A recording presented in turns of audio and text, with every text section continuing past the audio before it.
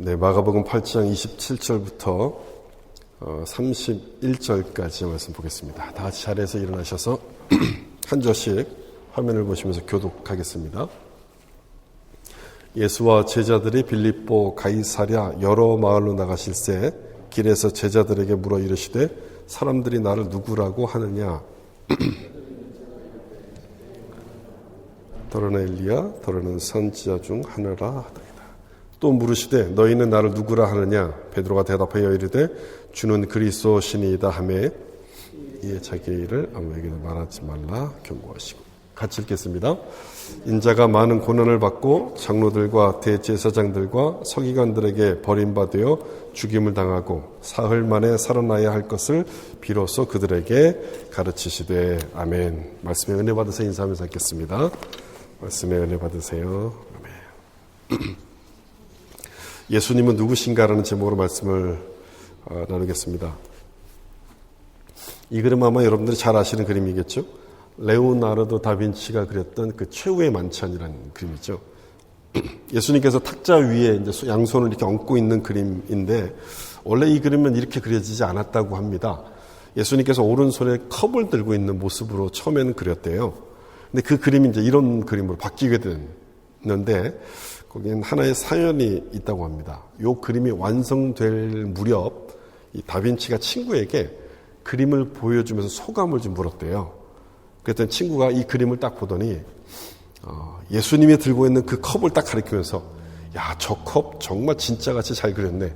이런 말을 했다는 거예요.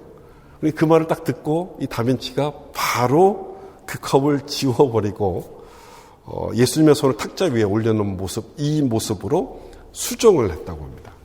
그러면서 했던 말이 이 그림에서 예수님보다 더 중요한 것은 없어야 된다 라고 얘기를 했다는 거예요. 이 스토리가 사실인지 아닌지는 잘 모르겠지만 그 말은 맞는 거죠. 예수님보다 더 중요한 것은 없다. 기독교의 핵심은 예수님이고 기독교가 다른 종교하고 구분이 되는 것 역시도 예수님입니다. 대부분의 종교는 교주의 가르침을 굉장히 중요하게 여겨요. 그런데 기독교는 예수님의 가르침보다도 예수님 그분 자체를 더 중요하게 여깁니다. 여러분 그렇지 않습니까? 그 요한일서의 말씀에도 아들이 있는 자에게는 생명이 있고 아들이 없는 자에게는 생명이 없다라고 말씀합니다. 예수님이 더 중요하다는 얘기예요. 요한복음 말씀에도 17장 3절 영생은 곧 유일하신 참 하나님과 그가 보내신 자 예수 그리스도를 아는 것이니이다. 영생은 뭐냐면 예수님을 아는 것이라고 소개하고 있어요. 예수님을 어떤 분으로 알고 있는가, 이것이 굉장히 중요하다는 그런 말씀인데 여러분은 예수님을 어떤 분으로 알고 계십니까? 오늘 본문에도 바로 이 질문이 나오죠. 제자들에게 예수님은 너희는 나를 누구라고 생각하느냐 이렇게 물으셔요. 그게 중요하다는 거죠. 이 말씀을 기준으로 해서 여러분 마가복음, 우리가 쭉 마가복음을 살펴보고 있는데 마가복음이요, 이 말씀을 중심으로 해서 앞부분과 뒷부분으로 이렇게 구분이 됩니다. 그러니까 앞부분에서는 예수님이 누구신가를 아주 열심히 설명했다면 오늘 본문을 기점으로 이후로는 예수님께서 무엇을 하셨는가, 어떤 일을 하셨는가에 초점을 맞춰서 기록을 합니다.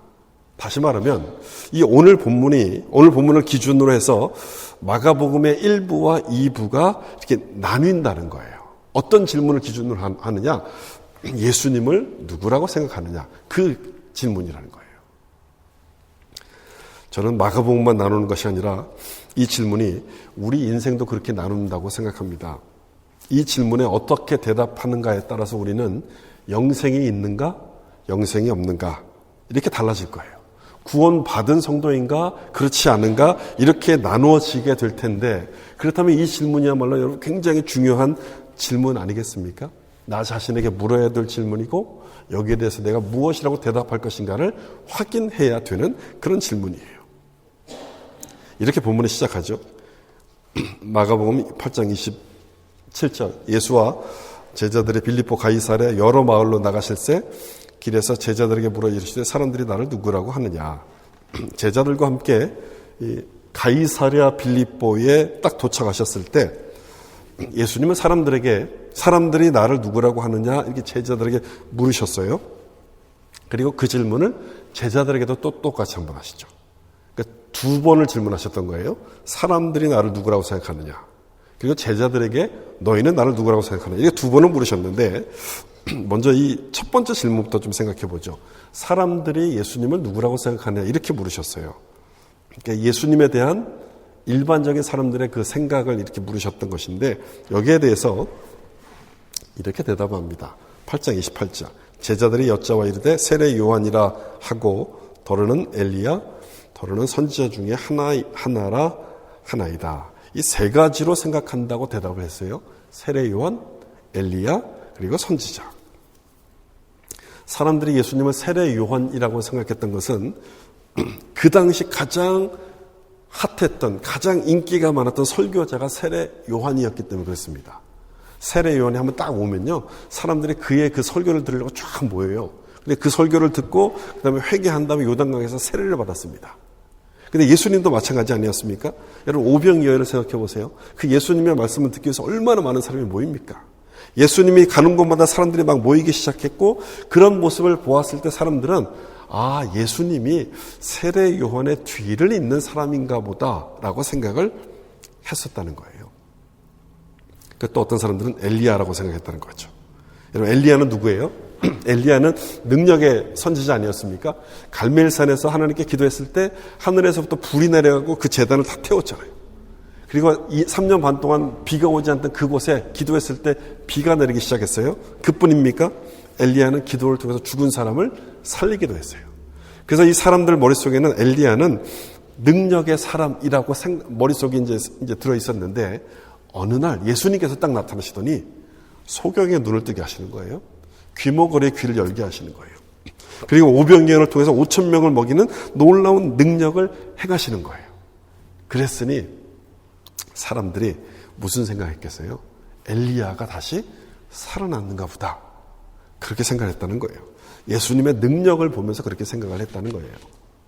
예수님의 능력만 보면 그렇게 생각할 수 있을 거예요. 한때 뉴에이지 운동이 막 이렇게 한참 할 때 그 사람들은요, 하나님을 우주인이라고 그렇게 믿었어요. 하나님을 가리키는 엘로힘이라는 단어가 우주에서 온 사람이라는 뜻이라고 자기들끼리 그렇게 해석을 해가지고 하나님은 우주인, 예수님도 초능력을 행했으니까 예수님도 외계인 이렇게 생각을 했어요. 예수님의 능력만 보면 그렇게 된다는 거예요. 아마 이 사람들도 그랬던 거죠. 세 번째, 예수님은 선지자라고 생각했어요. 세례 요한이나 엘리야보다는 그나마 정답에 가까운 대답이었죠. 선지자는 하나님께서 특별한 부르심을 받았던 사람 아닙니까? 그런 면에서 예수님은 선지자가 맞지만 그것만 가지고는 충분한 대답이 될 수가 없어요. 예수님과 수가성 여인의 그 대화 가운데 그 부분이 나타나는데 수가성의 우물에서 예수님께서 한 여인에게 물을 달라고 하시죠. 그랬더니 그 여인이 유대인 남자가 어찌 사마리아 여자에게 물을 달라고 합니까? 이렇게 대답을 해요. 예수님을 뭐라고 봤냐면 나하고는 상관없는 유대인 남자 이렇게 본 거예요. 근데 대화가 계속되면서 예수님에 대한 이 여인의 인식이 조금씩 달라지기 시작합니다. 처음에는 나와 상관없는 유대인 남자로 생각했다가 점점점 그 생각이 달라져요. 예수님께서 대화 가운데 이렇게 말씀하시거든요. 내 남편을 불러오라 이렇게 말씀해요. 자기 남편에 대해서는 얘기를 한 적이 없는데 자기의 과거를 예수님께서 꿰뚫고 있다는 것에 깜짝 놀랍니다. 그러면서 이 여인이 당신은 선지자입니다 라고 고백을 해요. 만약에 예수님께서 선지자가 맞다면 여기서 대화가 끝나야 되죠. 근데 그렇지 않습니다. 계속 이어집니다. 예수님께서 원하시는 그 대답이 나올 때까지 계속해서 이 대화가 돼요. 주님이라는 고백이 나올 때까지 이어지는데 그것은 예수님께서 선지자가 맞지만 그것으로는 충분한 대답이 아니라는 그런 뜻인 거예요. 그래서 예수님은 제자들에게 다시 한번 물어봐요. 8장 29절에 또 물으시되 너희는 나를 누구라 하느냐. 이제 제자들에게 물어봐요. 사람들이 나를 세례 요한 엘리야 선지자라고 이야기한다고 하자. 그러면 너희는 나를 누구라고 생각하느냐. 이렇게 물어보신 거예요. 제자들의 생각을 지금 물어보시는 건데 여러분 요 29절 요 첫 번째 줄에 나오는 요 문장 중에 어디를 강조해서 읽어야 될까요? 어디를 강조해서 이렇게 말씀하셨을까요? 이 중에서 또 물으시되 너희는, 이 너희는을 강조하지 않았겠어요? 너희는을 바로 강조하신 거예요. 사람들이 그렇게 생각한다면 그럼 너희는, 그 사람들과 다른 너희들은 나를 누구라고 생각하느냐 이렇게 물어보셨던 건데, 예수님이 정말 듣고 싶으셨던 것은 사람들의 생각이 아닌 제자들의 생각이었다는 거죠. 왜냐하면 이 제자들은 지난 2년 동안 예수님과 매일매일 함께 했었잖아요. 그리고 예수님의 말씀을 누구보다 가까이서 들었고 또한 기적이 일어났던 현장 가운데 있었던 사람들이에요. 다른 사람들은 한 번 기적을 볼 동안에 이 사람들은 2번을 보지 않았습니까? 5병이요, 7병이요, 2번의 기적을 체험했던 사람이에요. 당연히 궁금했던 거죠. 그래서 예수님께서 이렇게 물어본 거예요. 너희는 나를, 너희 앞에는 아마 이런 말이 생략됐겠죠. 지금까지 이 수많은 기적을 다 보았던 너희는 나를 누구라고 생각하느냐? 아마 그런 뜻으로 예수님께서 물어보셨던 거예요. 이때 베드로가 나서서 계속 이어지는 베드로가 대답하되 이르시되 주는 그리스도 신이다 하며, 이렇게 베드로가 나서서 대답해요. 마태복음에는 좀 더 길게 나오지만 마가복음에 아주 짧게 나와요. 주는 그리스도입니다. 이렇게 대답을 해요. 참 간단한 대답이죠. 참 짧은 대답인데 이 말이 정답이었어요. 그리고 이 짧은 대답 속에 모든 내용이 다 들어가 있습니다. 주는 그리스도입니다라고 말했던 이 대답은요, 예수님 당신이 바로 우리가 그동안 기다려왔던 그분 메시아입니다. 이런 뜻이 포함되어 있어요. 그리스도는 이제 헬라어로 그리스도죠. 그다음 그 구약성경 히브리어에서는 메시아예요. 메시아를 이제 그 헬라어로 번역하면 그리스도거든요. 그리스도와 메시아는 같은 말인 거예요. 그러니까 주는 그리스도입니다. 당신이 메시아입니다. 그 뜻인 거예요. 아주 짧은 고백이지만 성경이 말씀하고자 하는 모든 내용이 다 이 안에 담겨져 있는 거예요. 여러분, 구약 성경은 뭘 말합니까? 앞으로 오실 메시아에 대해서 기록한 것이 구약 성경 아닙니까? 그럼 신약 성경은요, 오신 메시아와 다시 오실 메시아를 말씀하고 있는데 그 메시아가 바로 여기 계신 당신입니다. 이렇게 지금 고백을 했던 거예요. 그랬으니 예수님께서 이 고백을 듣고 깜짝 놀랄 수밖에 없는 거죠. 베드로가 고백했던 이 그리스도라는 그 이름에는요, 이 그리스도는 기름 부은 자라는 뜻이에요. 그러니까 영어로는 the anointed one, 기름 부은 자 이런 뜻이거든요. 그리스도가 구약 성경에는 예수님을 이렇게 불렀던 이유가 이제 있죠. 구약 성경에는요, 기름을 부어서 세웠던 직분이 3가지가 있습니다. 제사장, 선지자, 왕. 요 3가지 직분에만 기름을 부어갖고 딱 세웠거든요. 예수님께서 기름 부음 받은 자라는 그리스도라는 이 명칭에는 요 3가지 직분을 다 가지신 분이라는 뜻이 그 안에 포함이 되어 있는 거예요. 이게 하나하나를 좀 보면, 아까 제가 선지자에 대해서 아까 말씀을 드렸죠. 제사장을 좀 생각해 보세요. 여러분, 제사장은 뭐 하는 사람입니까? 백성들의 죄를 이제 하나님 앞에 나와서 이제 중보하는 중보자의 역할이 바로 이 제사장 아니겠습니까? 그러니까 제사장이 없으면 제사를 드릴 수가 없는 것이고 죄를 용서받을 길이 없는 거예요. 그래서 아주 중요한 역할이에요. 그래서 이 이스라엘 백성들은 제사를 드릴 때마다 앞으로 완전한 제사장이 오시기를 늘 기다렸습니다. 왜냐하면 지금 제사장은 인간의 제사장이잖아요. 그 제물을 들고 가야 되는데 이제 하나님께서 친히 완전한 제사장을 세우시게 되면 이런 제물이 없이 우리 죄를 완전히 용서해 주실 거라고 믿었기 때문에 그분 완전한 제사장 메시아가 오기를 기다렸었어요. 바로 베드로가 지금 그 얘기를 여기서 지금 하고 있는 거예요.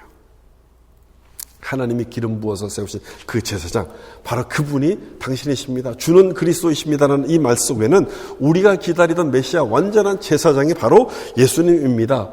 이런 고백의 뜻이 담겨져 있는 거죠. 그리고 또 하나, 선지자, 제사자, 왕이죠. 구약에서는 왕을 세울 때도 기름을 부었는데 왕은 통치하는 사람 아니겠습니까? 그러니까 주는 그리스도라는 이 고백 속에도 바로 그런 뜻이 있어요. 예수님이 나를 다스리는, 예수님이 내 인생을 인도하는 왕입니다. 이런 뜻이 이 안에 담겨져 있어요. 요즘은 이 왕이라는 단어가 좀 이상하게 변질돼서 좀 어색하게 느껴질 수 있는데, 그러면 주인 또는 주님 이렇게 바꿔보시면 돼요. 주인이라고 생각하면 돼요. 베드로의 고백은 예수님이 내 삶을 다스리시는 주인입니다. 이런 뜻이라는 거예요. 이 고백을 듣고 예수님께서 너무너무 기뻐하셨어요. 너무너무 기뻐하셔서 막 베드로를 칭찬하시죠. 여러분, 예수님께서 왜 이렇게 기뻐하셨을까? 이유가 있습니다. 이유가 있어요. 왜 그러셨냐면 이 질문을 했던 장소 때문에 그렇습니다. 장소하고 연결이 되어 있어요. 어디서 이 질문하셨냐면 다시 8장 27절을 보시면 여기에요.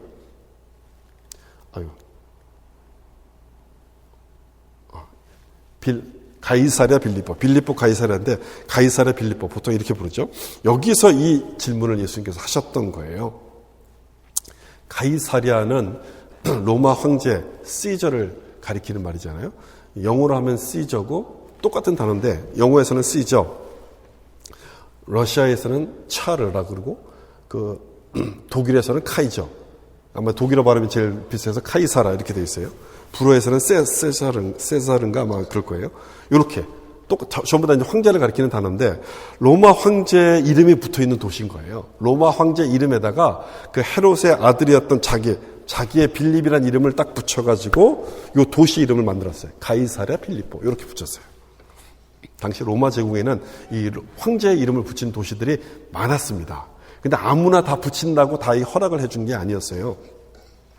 적어도 두 가지 조건을 갖춰야지만 허락을 해줬는데, 첫 번째는 도시의 규모가 이 로마의 위용을 보여줄 수 있을 만큼 커야 됐었어요.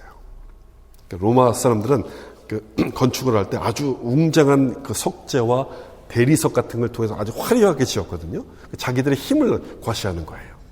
그리고 반드시 로마가 짓는 도시에는 큰 도서관을 지었습니다. 도서관을 통해 갖고 자기 로마의 학문이 이렇게 높다는 것을 자랑했는데 이 정도 규모가 되어야 된다는 거예요. 로마의 힘과 학식, 지식을 나타낼 수 있을 만큼 웅장한 도시에만 이 시저의 이름을 붙일 수 있도록 허락을 해줬었어요. 또 하나가 그 도시에 시저를 위한 신전이 있어야지 허락을 해줍니다.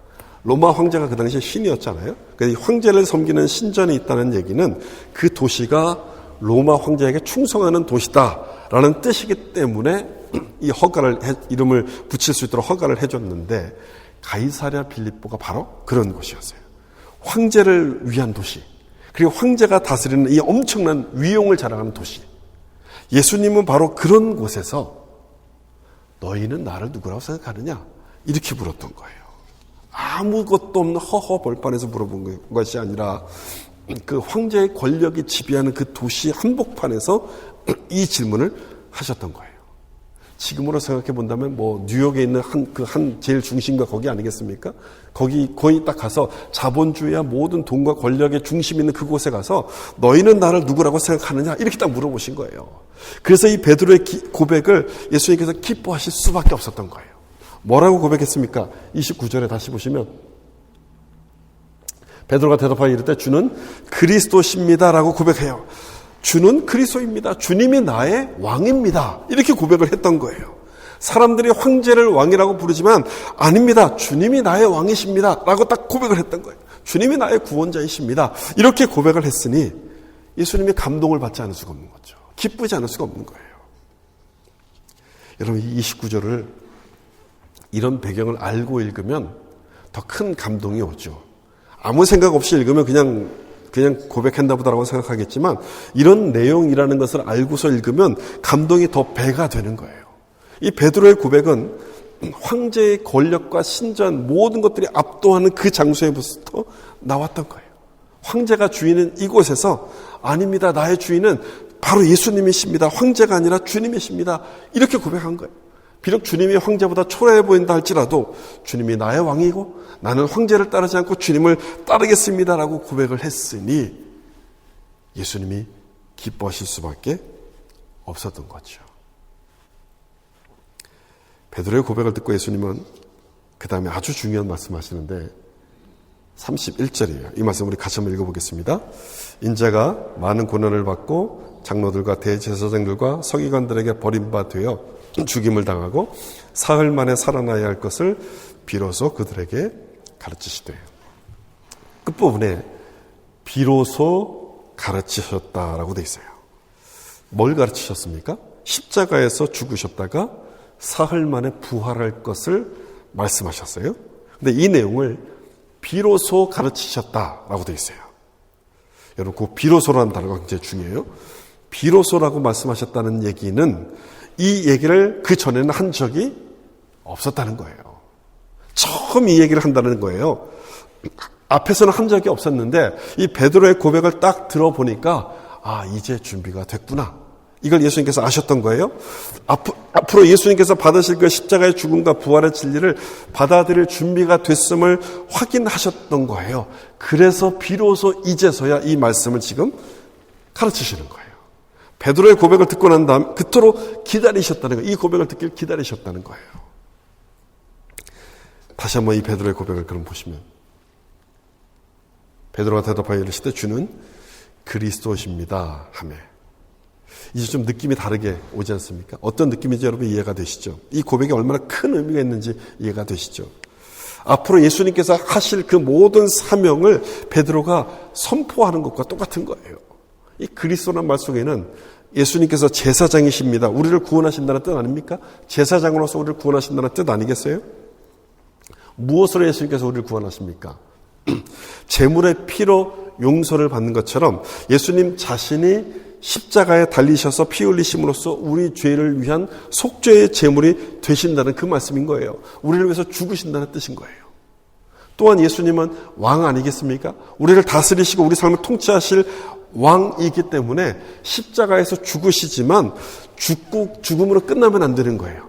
왕으로서 우리를 인도하시려면 다시 살아나셔야만 되는 거예요. 만약 예수님께서 살아계시지 않는다면 우리가 드리는 기도가 무슨 의미가 있겠어요? 아무 의미가 없는 것이죠. 우리가 기도하는 것은요, 예수님께서 살아계심을, 지금도 우리 기도를 들으심을 믿기 때문에 그런 거예요. 십자가의 죽음으로 끝난 것이 아니라 부활하셔서 다시 살아나셨음을 믿기 때문에 우리가 기도하는 거예요. 살아계셔서 우리의 기도를 들으시고 우리의 왕으로 인도하신, 우리의 왕으로서 주님께서 인도하신다는 것을 믿기 때문에 그렇게 기도하는 것인데, 베드로의 고백은 바로 그 내용을 담고 있는 겁니다. 예수님은 나의 구원자이고 나의 왕이며 주님입니다. 그것을 위해서 십자가에서 죽으실 것이고 부활하실 것입니다. 이런 의미가 이 짧은 대답 속에 담겨 있었던 거예요. 예수님은 이 고백을 듣길 원하셔서 제자들에게 너희는 나를 누구라고 생각하느냐 이렇게 물어보셨던 거죠. 마찬가지로 예수님은 우리에게도 물어보실 거예요. 우리에게도 이 고백을 듣길 원하시기 때문에 우리에게도 물어보실 거예요. 너는 나를 누구라고 생각하느냐? 여러분들은 이 질문에 대해서 뭐라고 대답을 하시겠습니까? 여러분의 답은 뭔가요? 이 자본주의 세상, 돈이 지배하고 있는 이 세상 속에서 너희는 나를 누구라고 생각하느냐? 줄을 잘 서야지만 성공하는 이 세상 속에서, 내 백그라운드가 좋아야지만 성공할 수 있다고 믿는 이 세상 속에서 너희는 나를 누구라고 생각하느냐? 여러분, 이 질문에 대해서 여러분의 대답은 뭘까요? 예수님을 나의 구원자, 나의 주님으로 믿고 고백할 수 있는 여러분 될 수 있기를 예수님의 이름으로 축복합니다. 예수님이 나의 구원자이시고 주님이라고 알았다면 이제 남은 것은 그분을 믿는 거죠. 믿는 거. 믿는다는 것은 예수님이 누군지를 알고 마음으로 받아들인다는 것을 의미합니다. 오늘 본문에서 예수님께서 이 베드로의 대답에 대한 칭찬의 말씀이 본문에는 나와 있지 않지만 마태복음에 나와 있는데, 마태복음 16장 17절 이 말씀 우리 같이 한번 읽어보겠습니다. 예수께서 대답하여 이르시되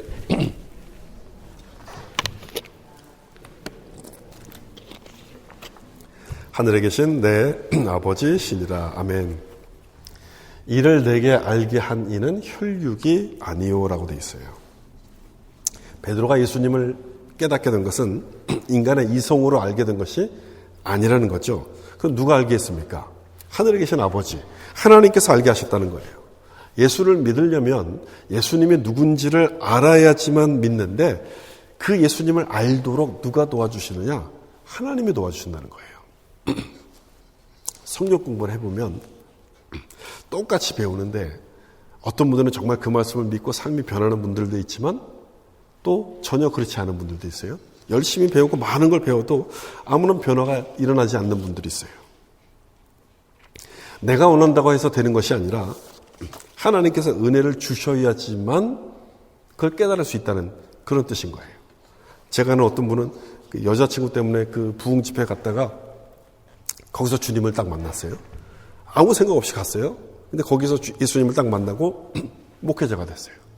아무 생각 없이 갔다가. 자기가 원한다고 해서 되는 것도 아니고 자기가 원하지 않는다고 해서 되는 것도 안 되는 것도 아닌 거예요. 그러니까 우리 힘으로 되는 게 아니고 이 말씀이 맞는 거죠. 이를 내게 알게 한 이는 혈육이 아니요 하늘에 계신 아버지시다. 하나님이 도와주셔야지만 가능하다는 거예요. 정확히 말하면 성령의 도우심이 필요하다는 거예요. 성령은 하나님의 말씀을 깨닫게 하시는 분이에요. 하나님의 말씀을 읽고 깨닫고 믿게 도와주시는 분이 성령이에요. 이거를 신학 용어로 성령의 조명이라 보통 부르는데, 조명, 여기 붙어 있는 이 빛, 이 조명등 아닙니까? 그 불을 켜는 것처럼 성령께서 우리 눈을 밝게 보이셔서 그걸 깨닫도록 하신다. 그래서 성령의 조명이라 불러요. 이게 성령께서 하시는 일이에요. 그러므로 내 힘으로는 알 수가 없고 알려주셔야지만 알 수 있는 거예요. 알려주셔야지만 알 수 있는 거예요. 이 칼빈이 했던 아주 유명한 말이죠. 알려주셔야지만 우리는 알 수 있다. 성령께서 우리에게 알려주시는 진리 가운데 가장 중요한 진리는 예수님입니다. 예수님이 어떤 분이고 그분을 받아들일 수 있도록 우리 마음을 열어주시는 분이 바로 성령님이에요. 그래서 여러분, 예수를 믿는다고 이야기할 때는 내가 믿는 것이 아니라 성령께서 도와주셔서 믿는다, 그런 뜻이 되는 거예요. 여러분 중에 교회를 오래 다녔고 또 열심히 교회를 다녔음에도 불구하고 아직 예수님이 누군지를 깨닫지 못하고 있는 분이 있다면 성령님께 도와달라고 기도하셔야 돼요. 성령님, 저에게 예수님을 알고 예수님이 믿어지도록 도와주세요. 여러분, 이렇게 기도하셔야 돼요. 자식을 위한 기도도 중요하고요. 비즈니스를 위한 기도도 중요해요. 그런 기도도 중요하지만 내가 예수님을 아는 것이야말로 더 제일 중요한 거 아니겠습니까? 예수님을 모르면 구원을 받을 수가 없는 것 아닙니까? 교회를 아무리 열심히 와도 예수님을 모르면 구원에 임할 수가 없어요. 그래서 이 기도가 제일 중요한 기도예요. 성령님, 예수님을 알도록 좀 나를 도와주세요. 여러분, 꼭 이렇게 기도하셔야 돼요. 내 마음을 열어서 하나님의 말씀이 깨달아지게 해주세요라고 여러분 꼭 기도하셔야 돼요. 그리고 또 하나 기도할 게 있어요. 내 죄를 깨닫도록 도와달라고 여러분 기도하셔야 돼요. 내가 얼마나 죄인인가 깨닫게 해주세요 라고 여러분 이렇게 기도하셔야 돼요. 이 기도가 왜 중요하냐면 예수님이 구원자 아닙니까? 무엇으로부터 우리를 구원하십니까? 죄로부터 우리를 구원하시거든요. 따라서 내가 죄인임을 깨닫지 못한다면 예수님을 믿을 수가 없어요. 예수님을 안 믿는 거죠. 죄를 깨달아야지만 구원의 은혜도 같이 깨달을 수가 있는 거예요. 이 두 가지가 서로 연결이 되어 있어요. 내가 죄인임을 알아야지만 예수님께서 이 땅에 오신 이유도 이해할 수 있는 거예요. 어떤 분들은 자꾸 교회 가면 죄인이라고 하는데 나처럼 착한 사람이 어디 있냐고, 왜 자꾸 죄인이냐고 하냐고 막 이렇게 이제 화를 내시는 분들도 있어요. 우린 착해 보이죠. 착해 보이는데 만약 우리의 속마음을 들여다본다면 누가 착하다고 할 수 있겠습니까? 내가 생각하고 있는 그 모든 생각들을 다 열어 보이고 내가 마음으로 품고 있는 그 모든 이기적인가 욕심과 모든 것들을 다 이렇게 꺼내 본다면 내 모습을 보고 착하다고 이야기할 수 있겠습니까? 착할 수가 없어요. 죄인인 거죠. 우린 그 죄 때문에 심판을 받아 죽어야 되는데 예수님께서 그 죄를 해결해 주시러 이 땅에 오신 거예요. 내 힘으로 해결할 수 없기 때문에 예수님께서 오셔서 십자가의 죽으심으로 죄를 용서받고 구원받을 수 있는 길을 열어주신 거예요. 그러므로 이 예수를 믿을 때 우리에게 구원이 임하게 되고 예수님이 내 인생을 인도하시는 주님이 되는데 그 사실이 믿어지지 않는다면 꼭 기도하셔야 돼요. 주님, 내 죄를 깨닫고 내 죄가 얼마나 큰지 알게 해달라고 기도하셔야 돼요. 그게 죄가 깨달아지면 그 다음에 예수님이 어떤 분이고 예수님이 믿어지는 은혜가 그 다음에 임하게 되는 거예요. 한 가지 스토리만 말씀드리고 설교를 마치려고 하는데요. 오래전에 그 아르메니아라는 곳에서 큰 지진이 일어났었어요. 5만 명이 넘는 사상자가 나올 정도 아주 큰 지진이었는데 그때 아파트가 무너지면서 한 엄마와 딸이 그 무너진 틈에 갇혔습니다. 목숨은 건졌는데 거기에 막 이렇게 돌에 끼어갖고 움직일 수가 없었어요. 그렇게 4살 된 딸과 엄마가 갇혔는데 어린 딸이 자꾸만 목이 마르다고 보채는 거예요. 근데 움직일 수가 없으니까 뭐 할 수 있는 게 없잖아요. 그렇게 안타까운 마음으로 그 딸을 보고 있다가 문득 얼마 전에 TV에서 보았던 내용이 생각이 났어요. 그 조난당한 사람들이 그 물이 없으니까 그 서로 피를 이렇게 나눠 마시면서 이렇게 버텼던 그 모습이 딱 떠오른 거예요. 그래서 엄마가 막 손을 더듬어 가지고 뭔가를 찾았어요. 근데 마침 깨진 유리 조각 하나를 딱 잡았어요. 그 유리 조각으로 자기 팔을 그어서 떨어지는 피를 그 아이 입에다 떨어뜨려 줬어요. 목이 마르다고 할 때마다 자기의 팔을 그어서 그 피를 흘려줬어요. 그렇게 2주를 버티다가 극적으로 구조가 됐다는 얘기예요. 엄마의 피가 아니었으면 이 딸은 결코 살지 못했을 거죠. 여러분, 바로 이 스토리는 예수님의 십자가 보혈을 생각나게 하지 않습니까? 우리를 구원할 다른 방법이 없기 때문에 예수님께서 자신의 몸을 찢어서 피를 흘려주신 거예요. 성경은 피 흘림이 없은즉 죄사함이 없다라고 말씀합니다. 예수님께서 십자가에서 흘리신 피는 우리 죄를 용서함으로 하나님의 자녀가 될 수 있게 하는 생명의 보혈이었던 거예요. 우리를 사랑하셨기 때문에 자신의 몸을 찢어서 그 흘리신 피로써 우리를 살려내셨던 거예요. 여러분, 예수님은 이런 분인 거예요. 자기의 몸을 아낌없이 우리를 위해 주시는, 우리를 너무너무 사랑하셔서 죽기까지 우리를 사랑하신 분이 바로 예수님인 거예요. 여러분에게 예수님은 어떤 분입니까? 예수님을 여러분들은 어떤 분이라고 생각하십니까? 여러분의 그 대답에 따라서 우리 인생은 생명이 있는가 없는가로 달라지게 될 것인데 예수님이 원하시는 그 대답을 할 수 있기를 축복합니다. 베드로처럼 주님은 그리스도이십니다. 나의 주님이시고 나의 구원자이고 나의 왕입니다라고 고백하셔서 주님을 기쁘시게 하고 구원받은 하나님의 백성으로 살아갈 수 있기를 예수님의 이름으로 축원합니다.